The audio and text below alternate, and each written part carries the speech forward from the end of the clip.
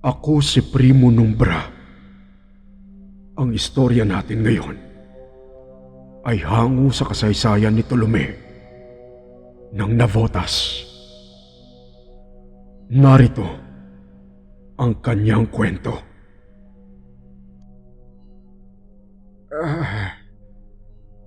Tolome!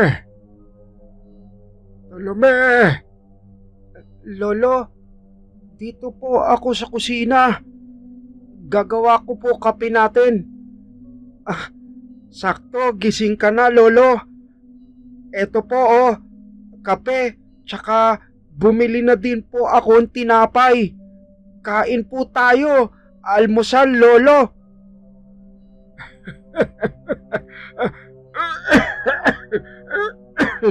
Lolo, okay lang ba ikaw? Okay lang ako, Tolome. Natuwa lang ako masyado sa ginawa mo. Bakit ka naman natuwa, Lolo? Lagi ko naman po gagawa ang ating almusal. Kaya nga ako natutuwa, Tolome. At salamat ha. Lolo, mukha iiyak ka na naman eh. Huwag ka iiyak ha. Ikaw, lagi ka na lang iiyak. Pasensya ka na, Tolome ha. Kung medyo mababaw ang luha ng lolo. Hayaan mo na. Abot mo nga dito yung tasa ko. At nang tayo'y makapag-almusal na. Ito ang kadalasang eksena tuwing umaga sa bahay nila Tolome. Sila lamang dalawa ng kanyang lolo Julio ang naninirahan sa isang maliit na barong-barong. Masaya ang maglolo sa kabila ng kanilang mga pinagdaraanan. Si Tolome ay 15 taong gulang na. Ngunit ang kanyang pag-iisip ay tila sa isang bata pa lamang. Tama. May problema sa pag-iisip si Tolome. Samantalang ang kanyang lolo, dahil na rin sa dala ng katandaan, ay halos hindi na makakilos at madalas na lamang sa kanyang higaan. Lolo, tapos ka na ba sa kape mo? Liligpit ko na po para pupunta na ako sa palengke. Bukod sa tulong ng ilang mga kamag-anak, ang isa sa pinagkukunan nila ng kanilang pang-araw-araw ay ang pagtitinda ni Tolome sa palengke. Pangunahin dito ay ang kanyang pagtitinda ng plastik. Ngunit dahil marami ang nais tumulong sa kanya, ay merong mga may pwesto roon na ipinalalako sa kanya ang kanilang paninda, katulad ng gulay at mga isda. Sige, Tolome. Basta, apo, pagkatandaan mo lagi ang bili ng lolo ha. Opo, Lolo. Iingat po ako palagi. Tapos, hindi po ako aaway. Alam ko naman na hindi ka nang aaway, apo. Ang problema labang ay maraming mga nang-aaway sa'yo. Hindi po, Lolo. Kasi nga, mabait po ako. Kasi 'di ba, noon pa lang sabi nyo dapat mabait si Tolome. Kaya po mabait ako sa lahat. Kaya hindi po nila ako aaway. Sana nga ganyan araw-araw, apo ko. Sana nga ay walang mang-aapi sa'yo dyan sa labas. O Lolo, iiyak ka na naman. Hindi ako makakaalis pag ganyan ka, Lolo. Pasensya na, sabi ko naman sa'yo eh. Mapaabaw ang luha ng lolo. Dala na rin siguro ng edad ko. Unawain mo na lang ako, apo. Ha? Yan, ganyan po gusto, Tolome. Nakatawa ka, naka-smile ka. Sige po, Lolo. Aalis na po ako. Baka ihintay na ako ni Ate Minda. Magpapabenta po siya nung mga isda. Sige ha, mag-iingat ka, apo. Sige po. Tulume, Ano po yon, Lolo? mahal na mahal ka ni Lolo. Okay? Mahal na mahal din po kayo ni Tulumi, Lolo. Paalam po.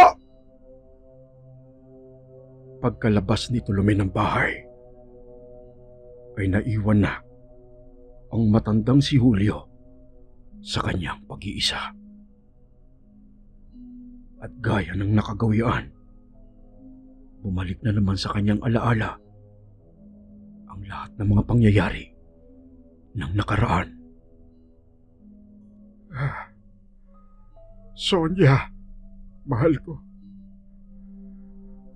Asan ka man ngayon? Alam ko na masaya ka dahil sa lumaking mabuti ang ating apo. Bagamat wala ang kanyang mga magulang at sa atin lang siya nabilin. Sayang nga lamang at maaga mo kaming iniwan, mahal ko. At eto nga, sa kalagayan ko ngayon, hindi ko alam kung paano ko patuloy na maaaruga ang ating apo. Alam kong kukunting panahon na lamang ang naiiwan sa akin. Kung meron akong pinagsisisihan sa mundo, yun ay itong kukunting sandali na lamang ang maiaalay ko kay Tulume. Sonia,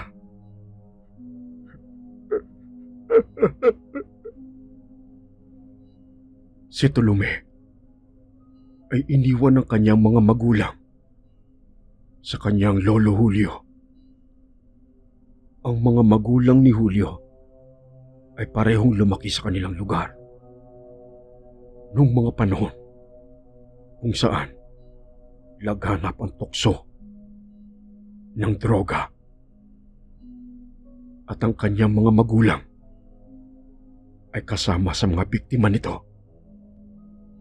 Marahil isa rin yun sa dahilan kung bakit ipinanganak na may diferensya sa pag-iisip si Tulume. At nang makita yun ng kanyang mga magulang, ay basta na lamang siyang iniwan sa kanyang lolo Julio at sa kanyang lola Sonia. At tila parang bula na naglaho ang kanyang ama't ina. Sa kabila man ng sitwasyon, ay pinilit palakihin ng mag-asawa ang kanilang apo ng maayos.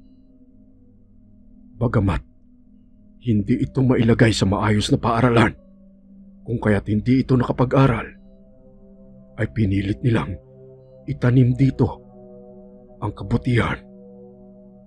10 taong gulang si Tulume nang pumanaw naman ang kanyang lola Sonia dahil sa malubhang karamdaman.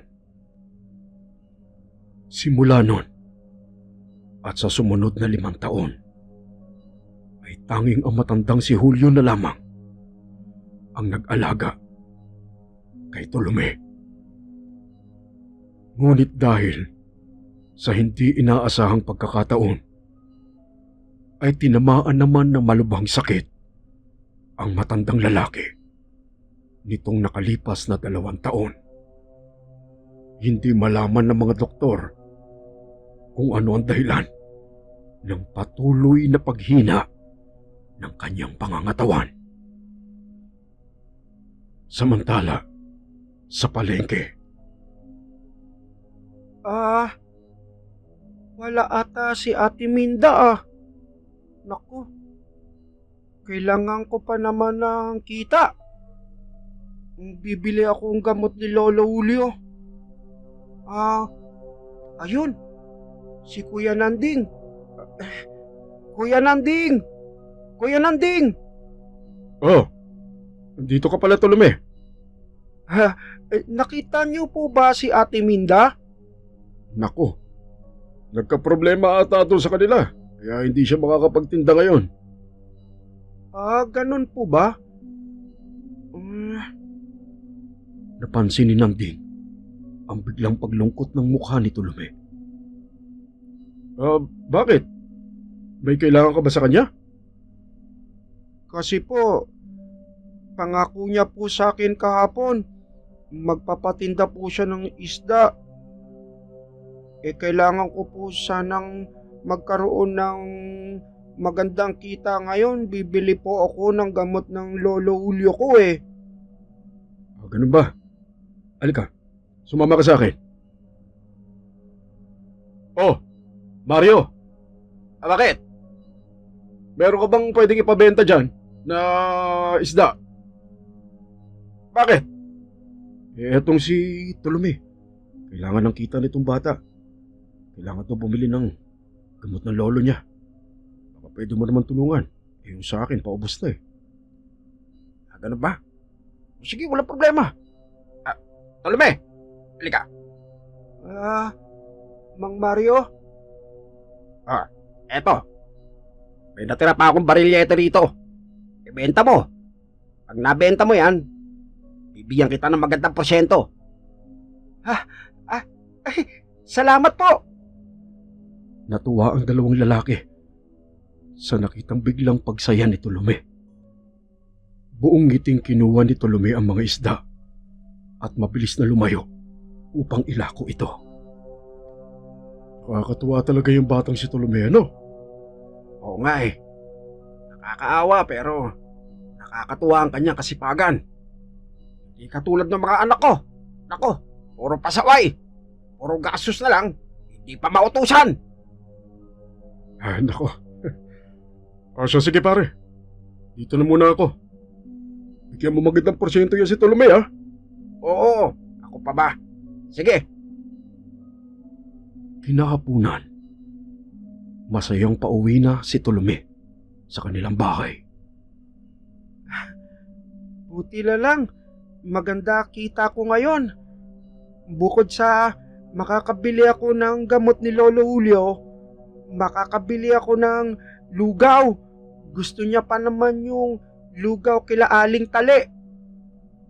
At yun na nga ang ginawa ni Tolome. Pagkatapos mabili ang gamot ng kanyang lolo at ang paboritong arroz caldo nito, ay dumiretso ng pauwi ang binata.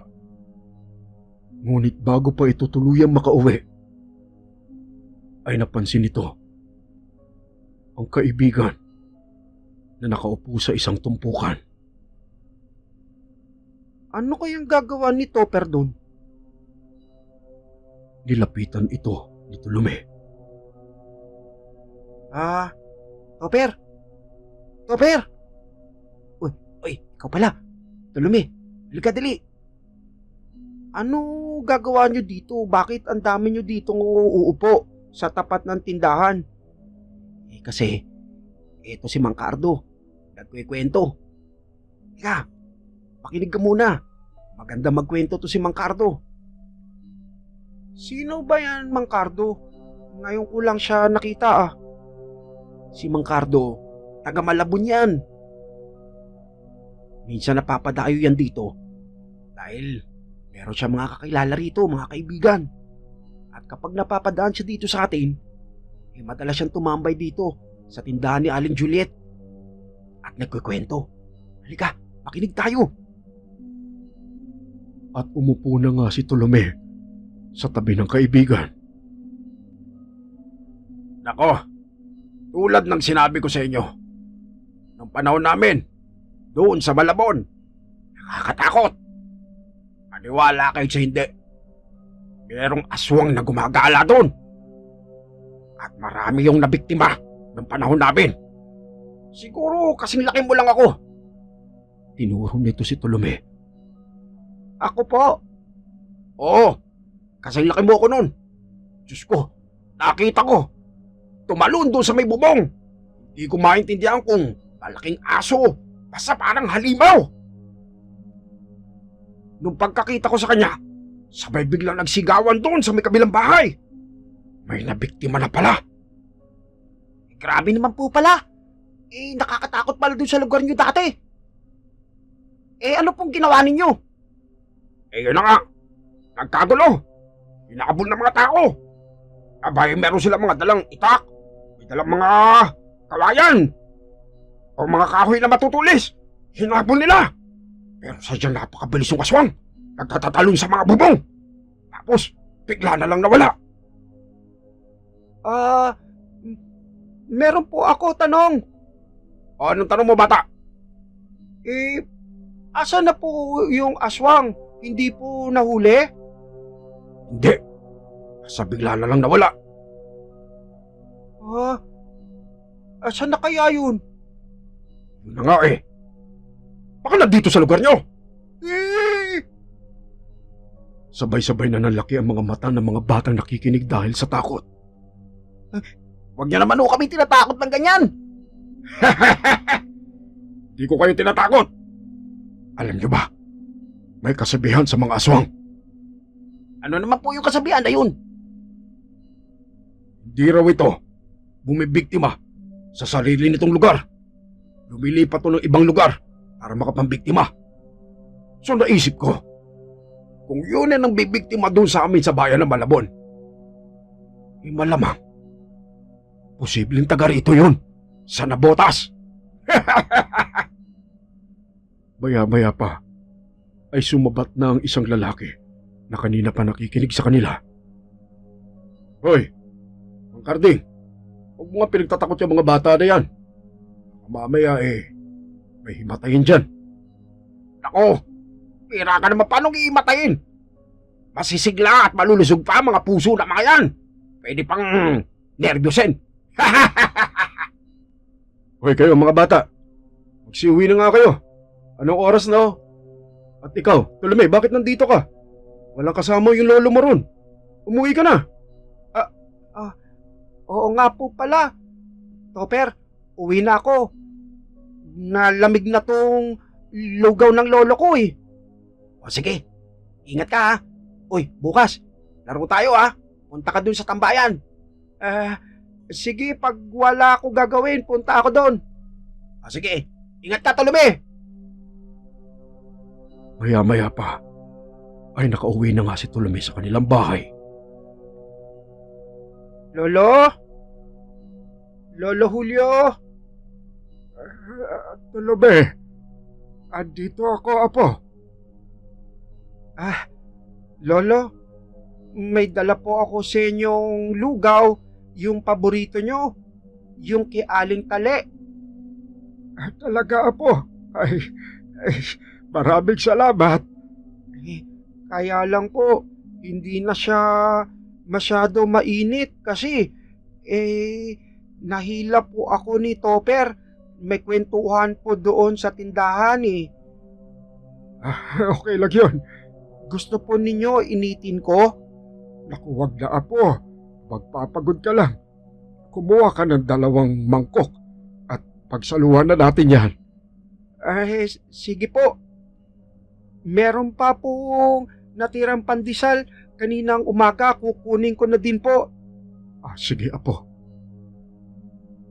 At pumunta na nga si Tolome sa kusina. Nang mga sandaling yon, ay tahimik na nakatitig sa kanya ang kanyang lolo. Makikita ang ngiti sa kanyang mukha.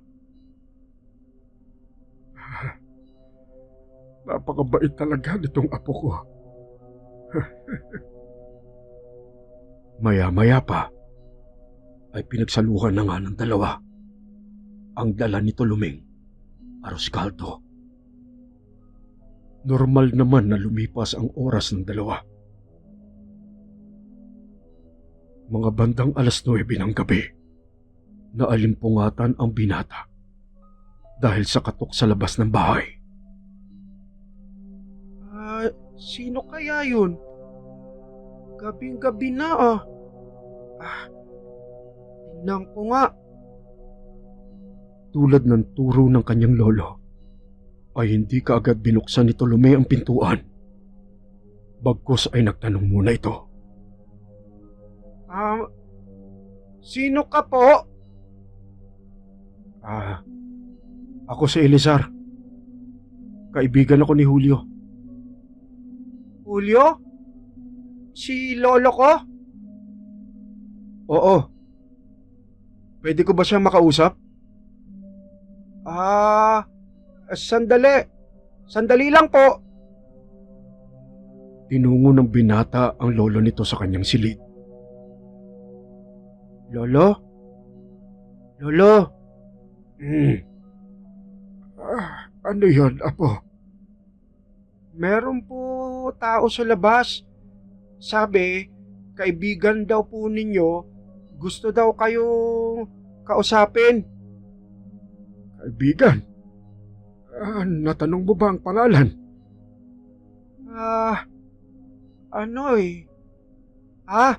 Elizar daw po. Ano? Elizar? Sige, apo. Papasukin mo. Pagkatapos ay dumiretso ka na sa iyong silid.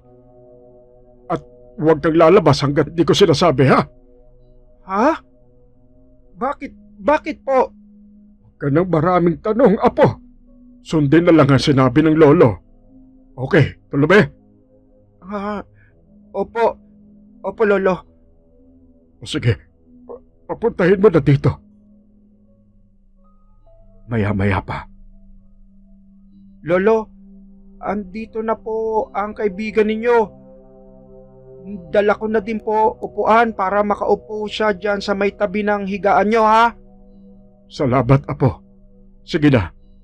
Bumalik ka na doon sa kwarto mo. Sige po. Maraming salamat sa'yo. Wala pong anuman. Sige po. Tutulog na po ako. At tuluyan nang iniwan ng binata ang dalawa. Katahimikan. Mahabang saglit na nakatingin lamang sa isa't isa si Elizar at si Lolo Julio. Tahimik na kinuha ni Elizar ang bangko at inilapit to sa higaan ng matanda. Pagkaupo nito, ay inabot nito ang kanyang kamay sa matandang nakahiga at tahimik na nakatitig sa kanya. Sabay sabing, "Kumusta ka na, kaibigan?" Pagkarinig noon, ay gumuhit ang ngiti sa mukha ng matandang si Julio. "Eto, mabuti naman, kaibigan." At inabot ang palad sa naghihintay na kamay ng lalaking si Elizar. Mahigpit na nagkamay ang dalawa. Pagkalas ng kanilang pagkakakapit sa isa't isa, ay dahan-dahang tumayo si Elizar. "Julio, alam mo naman na siguro ang dahilan kung bakit ako nandito." "Alam ko, Elizar. Gantong-ganto rin, 2 taon na ang nakakaraan. Nang hingin mo sa akin ang isang bagay na hindi ko magawa. Naaalala ko pa yon, Julio, na para bang kahapon lang. Sana ngayong gabing to ay maging iba na ang resulta ng pagpunta ko rito." Walang tugon na ibinigay ang matandang si Mang Julio. Bagkus ay tumingin lamang ito kay Elizar. "Ito ang kinakatakot ko, kaibigan. Na ganyan pa rin ang nasa isip mo, kaibigan."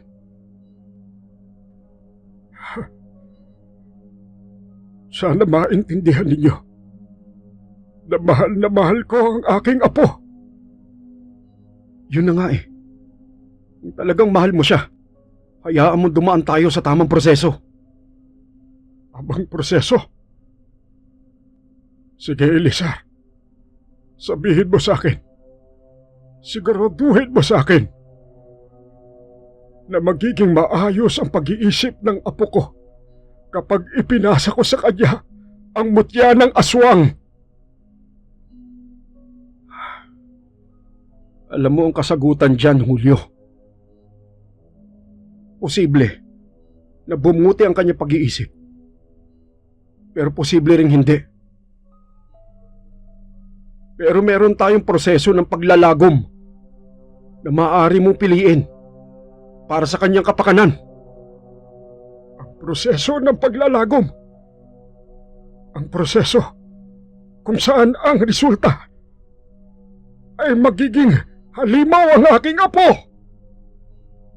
Oo. 100% siyang aswang. Hindi na siya babalik sa anyong tao kapag sumailalim siya sa prosesong yon. Pero mas maigi yun kaysa dumaan tayo sa normal na proseso ng pagpapasa ng mutya ng aswang. Kapag yun ang pinili mo, maaring hindi kayanin ng kanyang isip at tuluyan siyang mabaliw at mamatay. Pero sa paglalagom, magiging 100% aswang siya. Kukunin siya ng kawan at doon na siya maninirahan sa kabundukan. Sa tingin mo, maganda yun. Hindi nga siya mamamatay. Pero habang buhay siyang mamumuhay sa kasulok-sulukan ng kabundukan bilang isang halimaw. Sana isipin mo, Julio.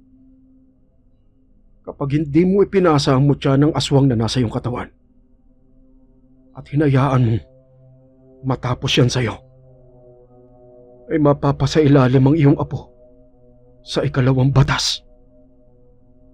Bilang isang nilalang na may dugong aswang na hindi napasahan ng mutya ng aswang, kukunin siya ng kawan at gagawing alipin. Ano sa tingin mo ang mas maganda, Julio? Ang maging ganun ang kanyang kalagayan habang buhay? O maging 100% halimaw siya kung saan malaya siya makakapag-ikot sa kabundukan sa sarili niyang kapasyahan? Ng mga sandaling yon ay dumaloy ang mga luha sa mata ng matandang si Julio.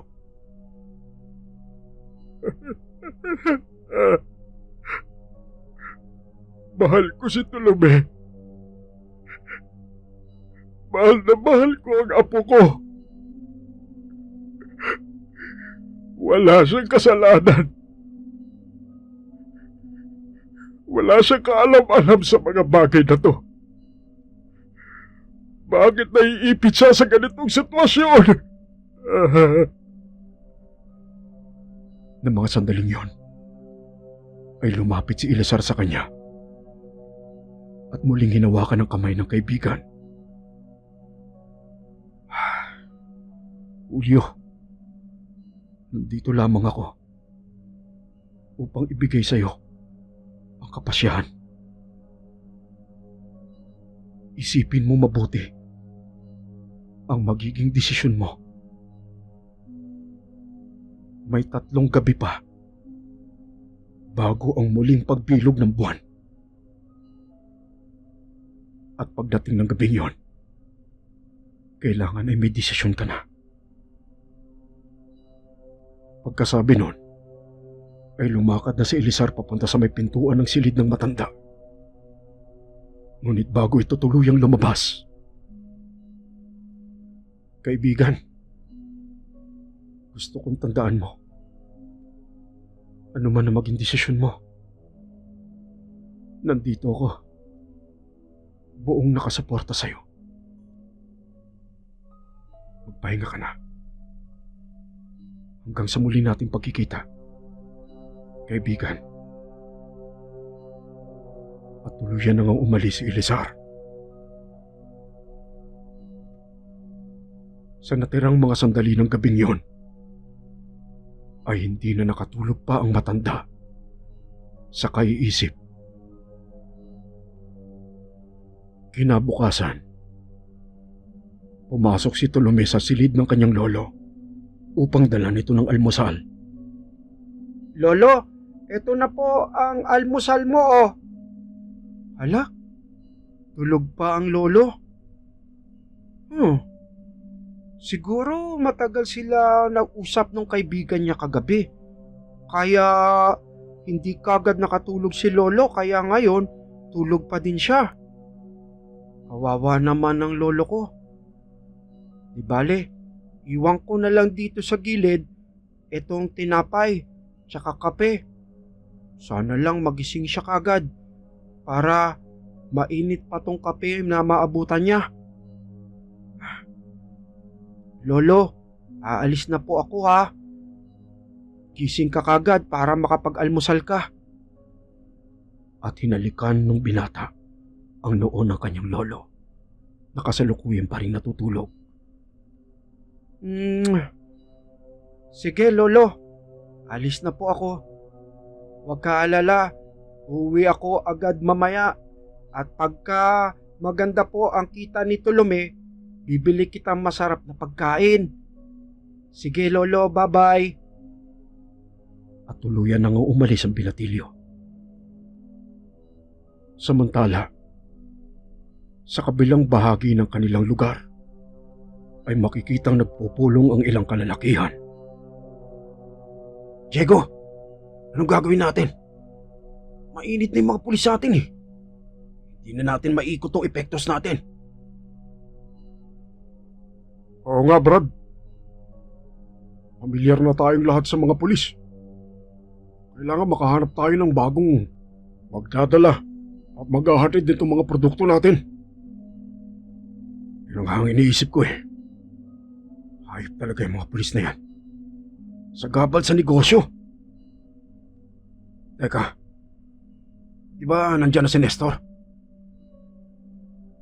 Hindi pwede yun, Brad. Kalalaya lang nun. Kaya siguradong minamatyagan pa yun ng mga parak. Ano gagawin natin?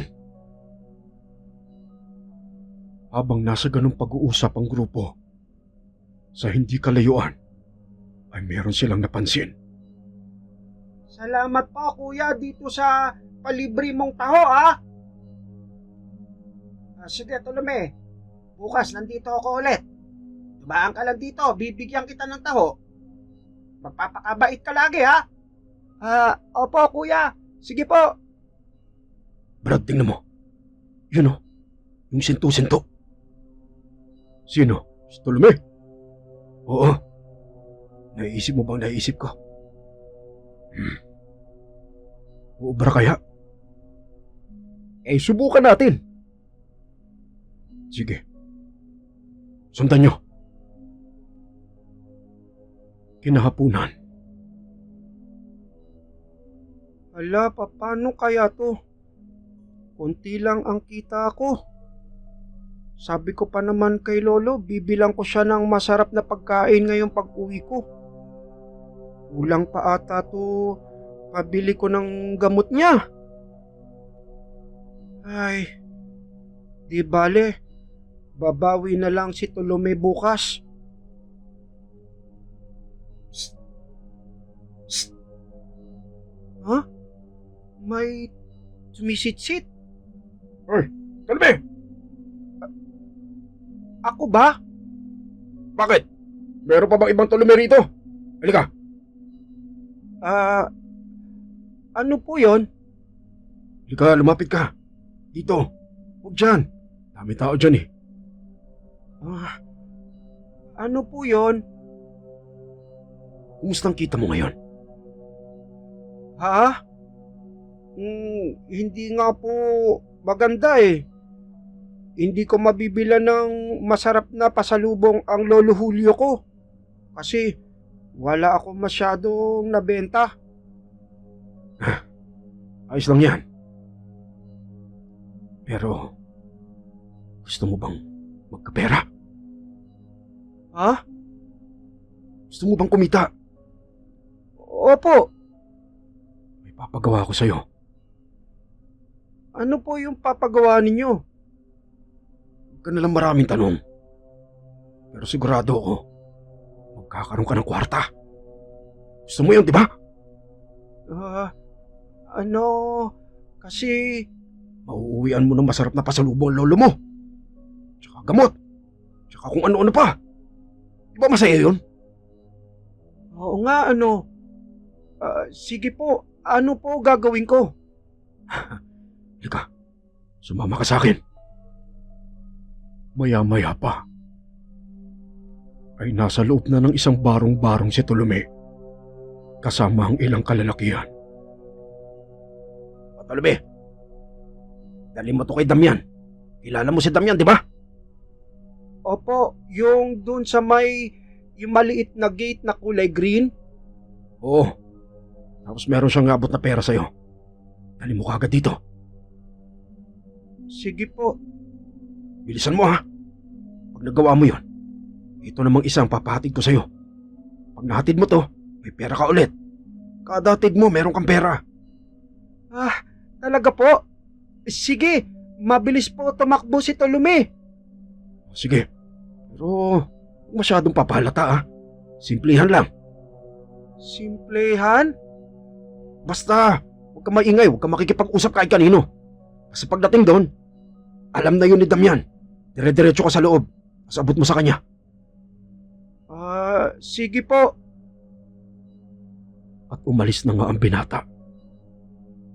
Makalipas lamang ang ilang sandali, ay nakabalik na kaagad si Tolome. Ba, ang bilis mo ah! Ayos tong nakuha natin! Oo nga. Sige, bigay mo na yung isa pa. Oh, eto. Bigay mo to kay Berting. Kilala mo si Berting? Opo, doon sa may talyer? Oo, tama. Yung malaking mamang maitim. Bigay mo to. Dating gawi ha. Simplihan mo lang. Iabot mo. Kunin mo yung pera. Tapos balik ka kagad dito. Eto nga pala yung pera mo. 50 pesos? Salamat po. Bilisan mo para meron ka pang 50 ulit. Opo, tatakbo na si Tolome. At umalis na nga ang binata. Mag-aalas 7 na ng gabi nang tantanan ng grupo ang binatang si Tolome. Tuwang-tuwa naman ito dahil sa dami ng kanyang mga napamili na pasalubong para sa kanyang lolo. Sigurado ako mabubusog ang lolo sa dami kong pinamiling pagkain, pati gamot niya. Nabili ko lahat.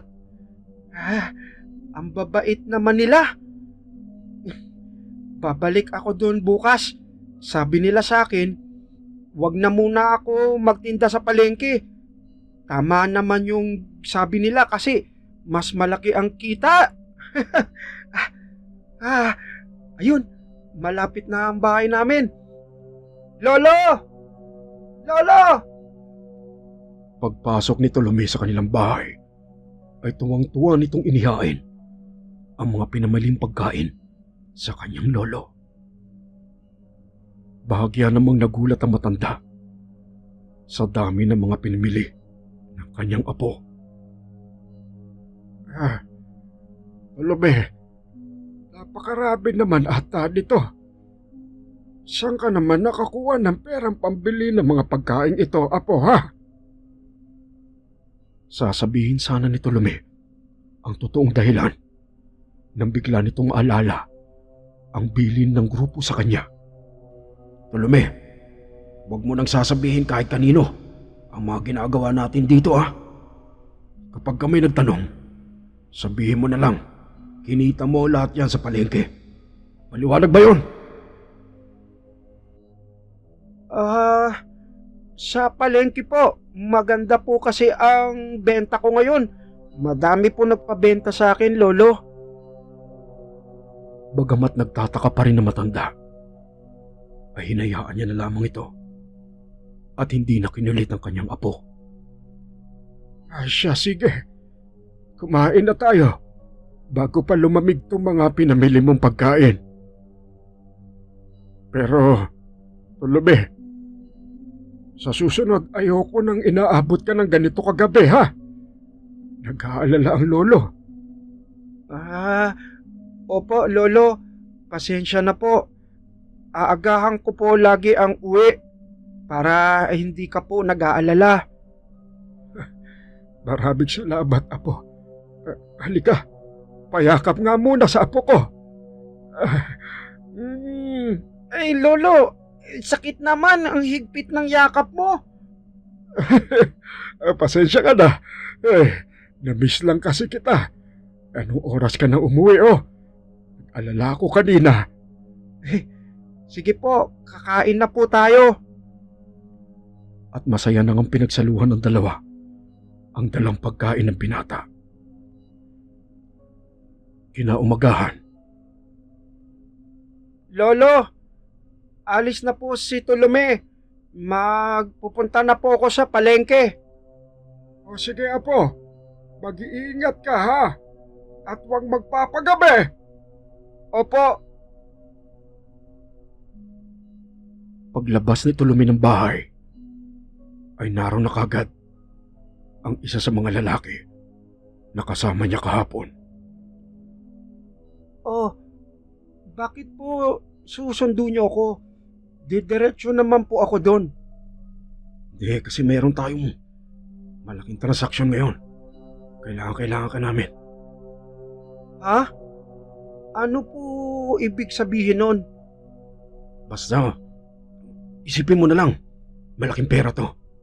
Bibigyan ka namin ng 300. Ha? 300? Yung 100?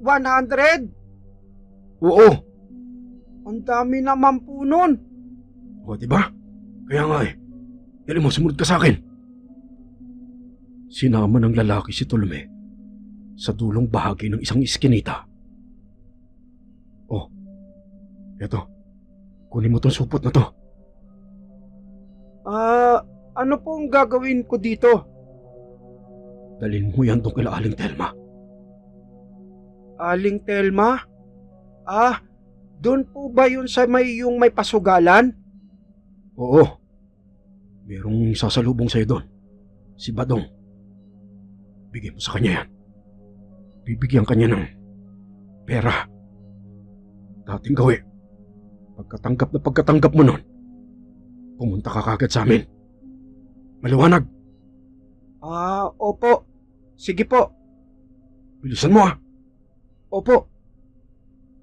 At umalis na nga si Tolome. Makalipas ang ilang sandali, ay narating na ni Tolome ang pasugalan. Doon ay naghihintay na sa kanya ang isang lalaki, si Badong. Halika. Pasok sa loob. Okay na yan. Maupo ka rito. Kukunin ko yung pera sa loob. Ilang sandaling tahimik na naghintay si Tolome.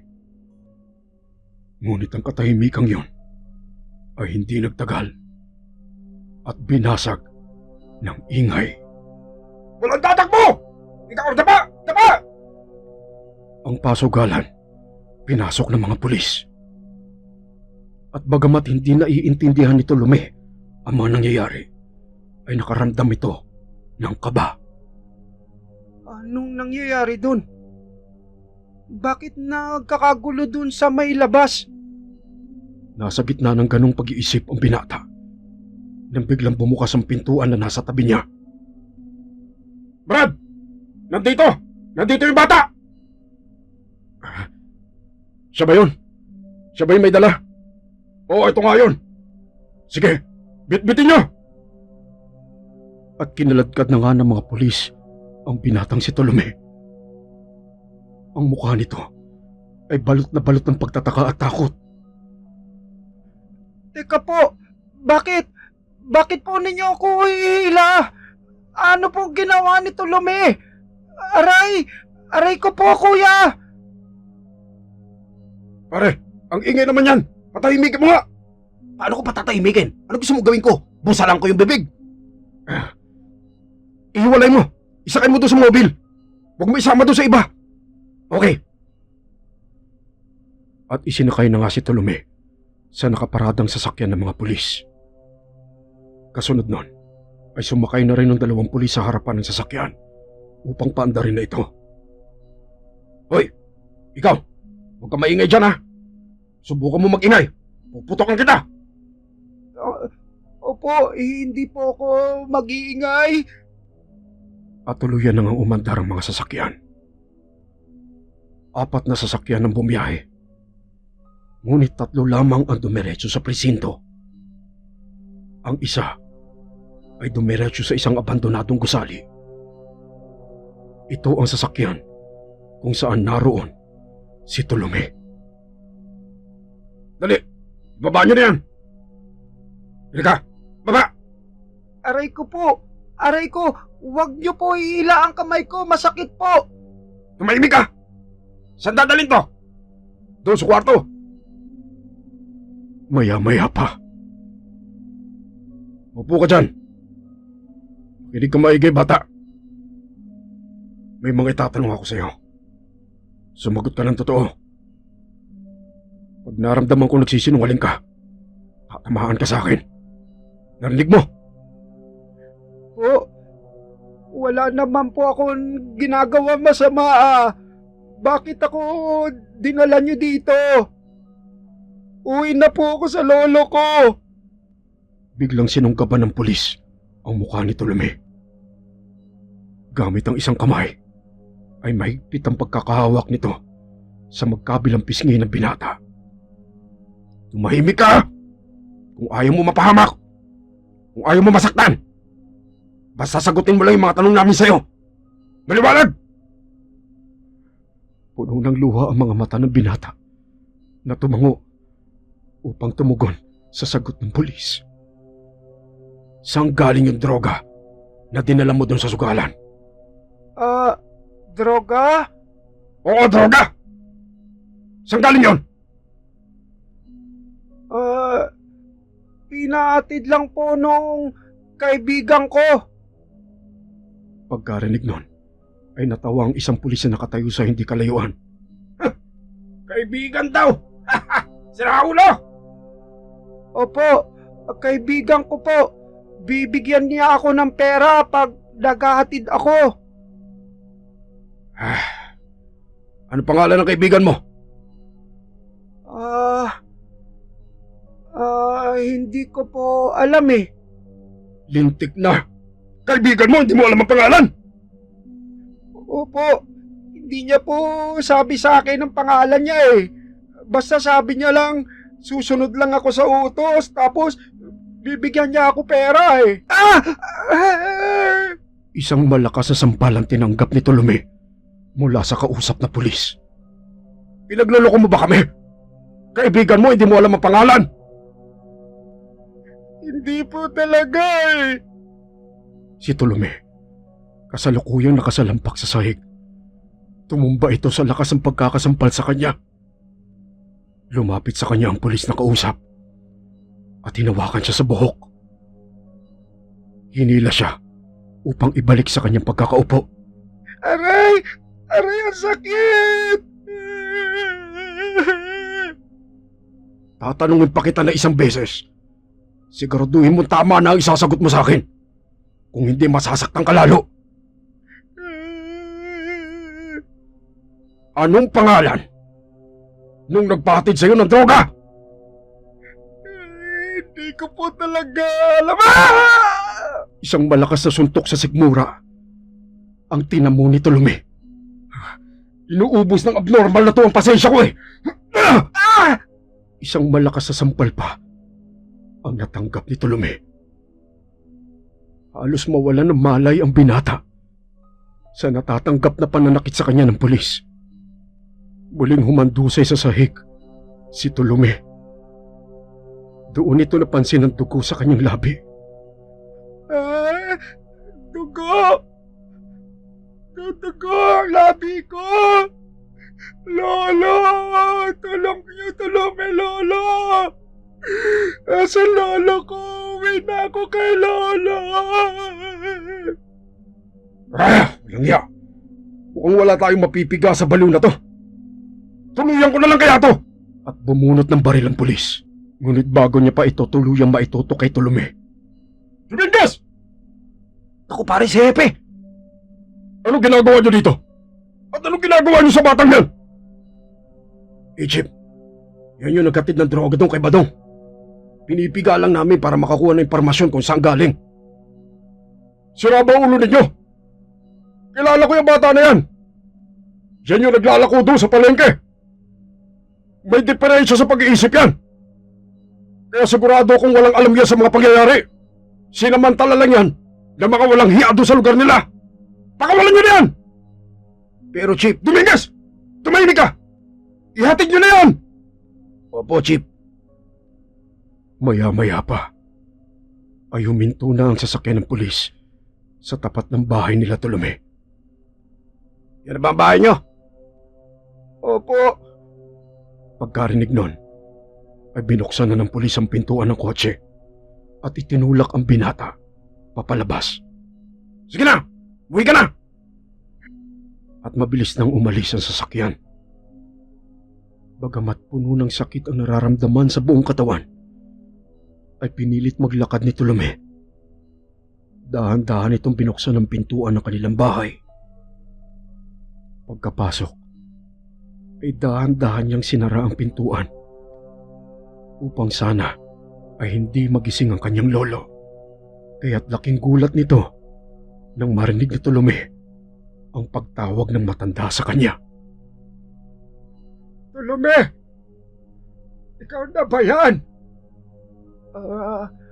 Opo, Lolo. Diyos ko, bakit ngayon ka lang? Pumasok ka nga dito sa kwarto. Opo. Dala ng matinding pananakit na ginawa ng pulis sa kanya, ay paika-ikang pumasok ng kwarto ng lolo niya, si Tolome. Lolo? Laking gulat ng matanda nang makita ang itsura ng binata. May bakas ng dugo sa damit at mukha nito. Diyos ko, ano nangyari sa'yo? Sino may gawa sa'yo niyan, Tolome? Sabihin mo! At doon isinalaysay ni Tolome ang lahat ng mga nangyari. Maghahayop sila. Hindi ko palalagpasin ang ginawa nilang kawalang hiyaan sa'yo, Apo. Pumasok ka doon sa silid mo. Pumasok ka doon.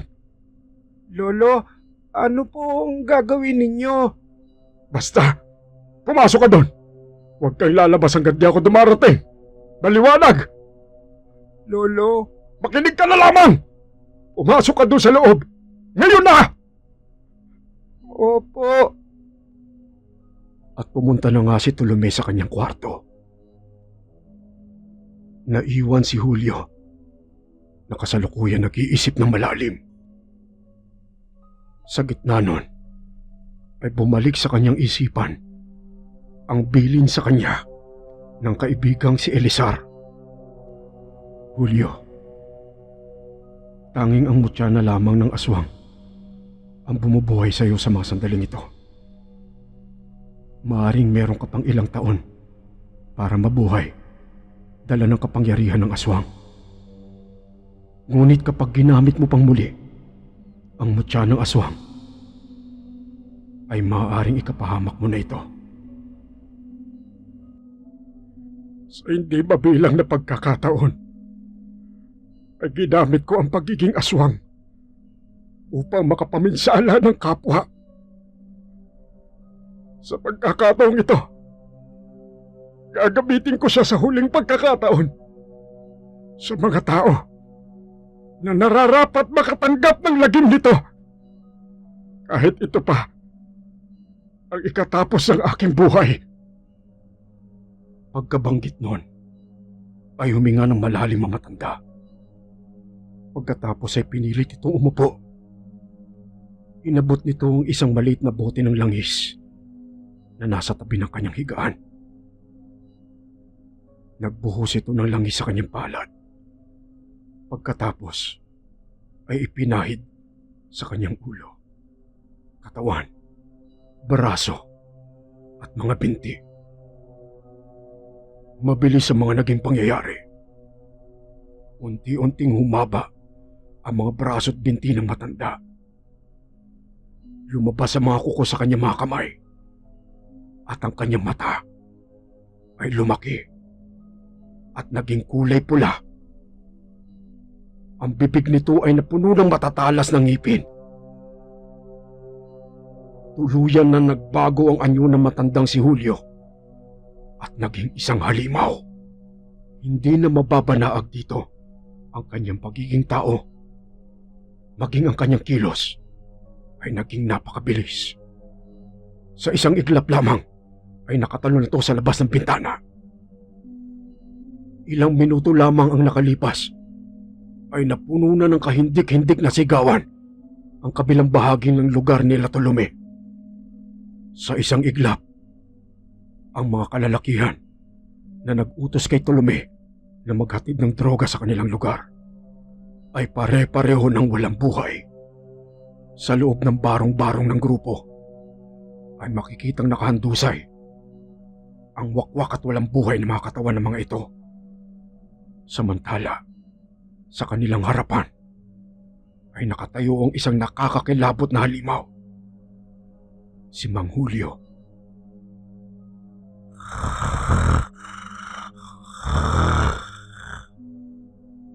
Bagamat patay na ang lahat ng mga kalalakihan sa barong-barong, ay tila hindi pa rin napapawi ang galit sa mukha ng halimaw.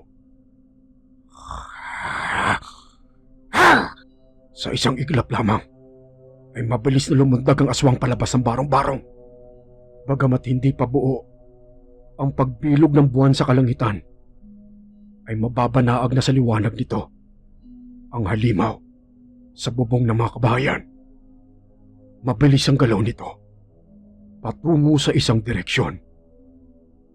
Sa bodega kung saan naroon ang pulis na si Dominguez. Sa loob ng gusaling yon, Dominguez, hira oh. Makakatakas pa sa atin yung mga punteriya nating mga salot dyan sa nabutas ha. Bakit? Nangihinayang ka ba na hindi tayo makakapagbigay ng hustisya? Anong ustisya? Yung perang habol ko. Pag nakuha natin, yung mga kalakal nila, pwede natin paikutin yun. Malaking pera yun. Di ba? Tama ka. Akala ko, lumalambot ka na eh. Akala ko nagiging bahagi ka na ng hustisya. Pera-pera pa rin tayo rito. Tama! Habang masaya nagiinom ang dalawang pulis, ay bigla nilang narinig ang isang malakas na lagabog sa bubong na tila ba may isang malaking nilalang na lumapag dito. Ano yun?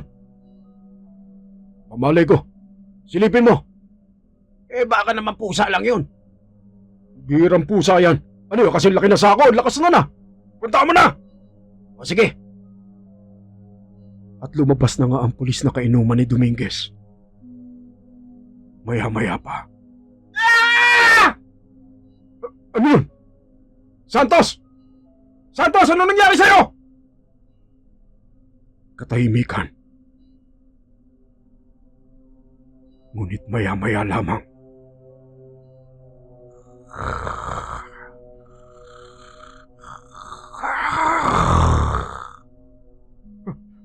Ano yun?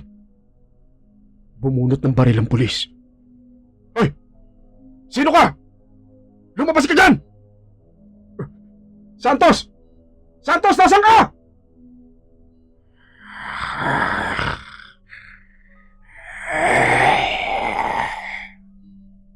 Binalot ng kakaibang takot ang pulis na si Dominguez. Kaya wala na itong nagawa, kundi magpaputok ng baril sa kawalan. Ah! Sino kang hayop ka? Lumabas ka! At tila ba pagtanggap sa kanyang hamon, ay unti-unting lumitaw ang halimaw mula sa madilim na bahagi ng bodega.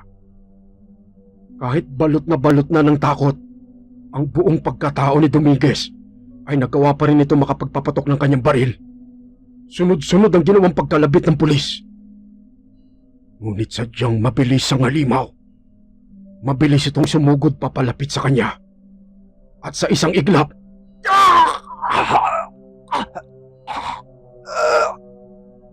bumagsak ang pulis habang bumubukal ang dugo sa liig nito.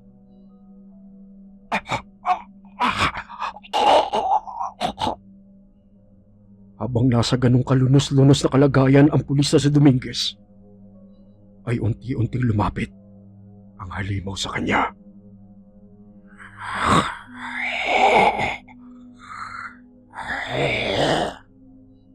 Dahan-dahan itong inangat ang kanyang kamay.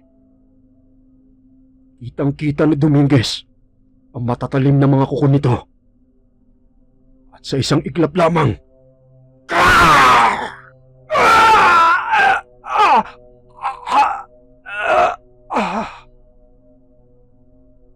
nang makitang wala ng buhay ang pulis, ay dahang-dahang binunot ng aswang ang kanyang mga kuko na nakabaon sa dibdib nito.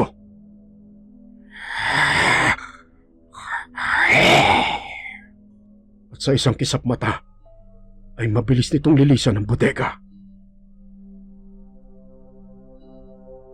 Maya-maya pa, Tolome! Tolome! Ha? Si Lolo? Kakatok sa kwarto ko. Sandali lang po, Lolo! tumayo si Tolome mula sa kanyang higaan at binuksan ang pintuan ng kanyang silid.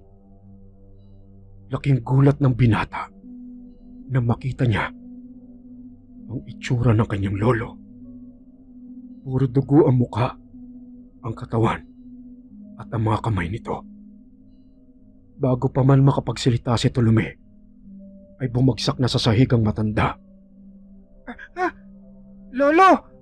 Ano po nangyari sa inyo? Lumuhod si Tolome sa harap ng kanyang lolo. Tolome, patawad, apo. Hindi na kita masasamahan pa. Kailangan kong gawin ang aking ginawa upang maipaghiganti ko ang ginawa nila sa iyo. Lolo, hindi ka po maintindihan ni Tolome. Ano po sinasabi ninyo? Doon na tuluyang bumuhos ang luha sa mga mata ng matanda. Apo, tatandaan mo, mahal na mahal ka ng lolo. Mahal na mahal kita, Tolome. Lolo, mahal na mahal ko din po kayo. Lagi-lagi. Bakit po kayo umiiyak na naman? Apo, magpakatatag ka. Malapit nang mawala ang Lola Julio. At ang ikinakatakot ko, Apo, ay merong mga unos na darating sa buhay mo. Nawa, ay kasihan ka ng magandang pagkakataon upang malagpasan mo ang mga ito. Magpakatatag ka, Apo. Lolo, ano ba sinasabi ninyo? Naalagaan ko naman po kayo, tapos bumibili po ako ng gamot para maging maayos po ang katawan ninyo, di ba? Apo. Nagyakap ang dalawa. Sa isipan ng matandang si Julio, ay nangangamba siya. Dahil alam niya na hindi na magtatagal ang kanyang buhay dahil ginamit niya na ang huling bahagi ng mutya ng aswang. Ngunit sa kabilang banda, ay ramdam niya sa kanyang puso na nararapat lamang ang kanyang ginawa. Bagamat, hindi pa rin niya maalis sa kanyang kalooban ang katotohanan na maiiwan niya ng mag-isa ang kanyang mahal na apo. At dahil doon, lalo pang bumuhos ang luha sa mga mata ng matandang si Julio. At dahil doon, ay niyakap nito ng mas mahigpit ang kanyang mahal na apo. Nasa ganon silang kalagayan nang biglang mapansin ni Julio na merong nakamasid sa kanila. Sa harap ng silid ni Tolome ang kanyang kaibigan na si Elizar. Napansin ng matanda ang kalungkutan sa mata ng kaibigan. Ngunit ang kanyang ipinagtataka ay sa kabila nun ay merong ngiti na sumisilay sa kanyang labi. Unti-unting lumapit ang lalaki sa matanda. Dahan-dahan itong lumuhod sa kanyang harapan at hinawakan ang kanyang kamay. Kaibigan, sasabihin ko sa iyo totoo. Hindi ko inaasahan na ganito ang magiging konklusyon ng lahat. Bagamat nauunawaan ko kung bakit mo nagawa ito. Huminga ng malalim si Elizar, habang si Julio naman ay matamang nakatitig sa kanya.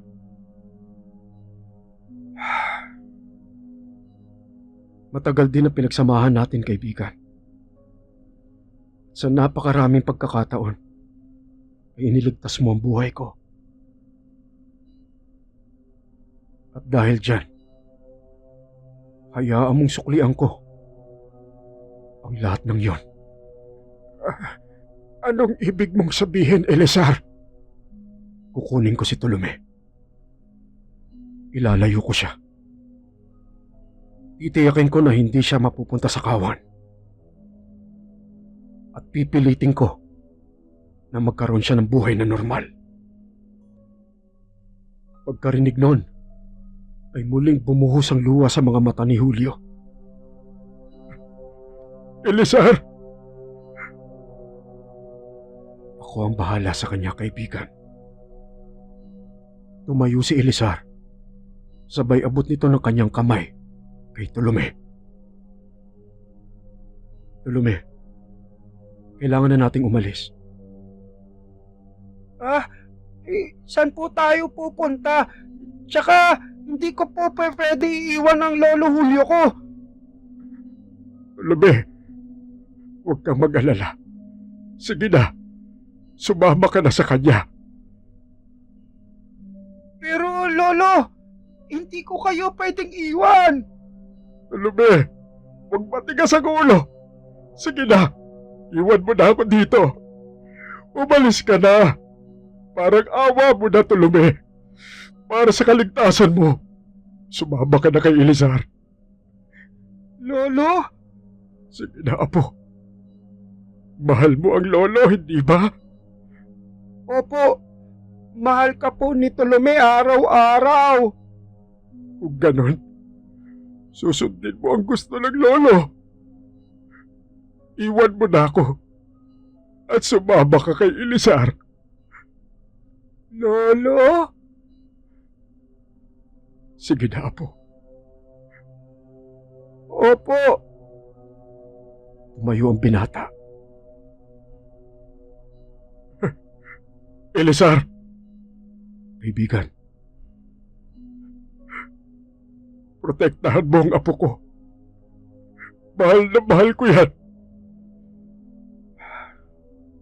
Akong bahala, Julio. Sinusumpa ko sa pagkakaibigan nating dalawa na poproteksyonan ko siya. Maraming salamat. Tara na, Tolome. Nararamdaman ko ng paparating sila. Kailangan na nating umalis. Lolo? Sige na, apo. Sige na. Umalis na kayo.